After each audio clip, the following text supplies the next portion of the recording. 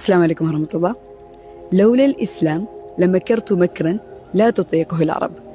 ഇസ്ലാം അല്ലായിരുന്നെങ്കിൽ അറബികൾക്ക് താങ്ങാൻ പറ്റാത്ത രീതിയിലുള്ള തന്ത്രങ്ങൾ ഞാൻ പ്രയോഗിക്കുമായിരുന്നു എന്ന് സ്വന്തത്തിനെ പറ്റി പറഞ്ഞ ഒരു സഹാബത്താണ് ഖൈസ് ബിൻ സഅദ് ഇബ്നു ഉബാദ. ഇദ്ദേഹത്തെ നമ്മൾ ചരിത്രത്തിൽ പരിശോധിച്ചാൽ നമുക്ക് മനസ്സിലാകും ഇദ്ദേഹം വളരെയേറെ തന്ത്രശാലിയായിരുന്നു. ചരിത്രപ്രസിദ്ധമായ സിഫീൻ യുദ്ധത്തില് എതിർപക്ഷത്തെ തോൽപ്പിക്കാൻ പ്രാപ്തിയുള്ള ഒരു തന്ത്രം, ഒരു പ്ലാൻ ഇദ്ദേഹം തയ്യാറാക്കുകയുണ്ടായി.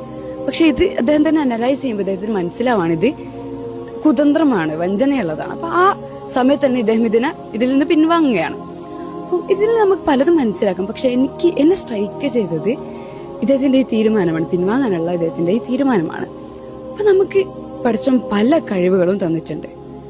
പക്ഷെ ആ കഴിവുകള് ഏതൊക്കെ എന്തിനു വേണ്ടി ഉപയോഗിക്കണം എന്നുള്ളത് നമ്മുടെ പേർപ്പസ് ഓഫ് ലൈഫിനെ ഡിപ്പെൻഡ് ചെയ്യുന്നതാണ്, ആശ്രയിച്ചിട്ടുള്ളതാണ്. അപ്പം പടച്ചോൻ തന്ന കഴിവുകളെ പടച്ചോന്റെ മാർഗത്തിൽ തന്നെ ഉപയോഗിക്കാൻ നമുക്ക് സാധിക്കട്ടെ.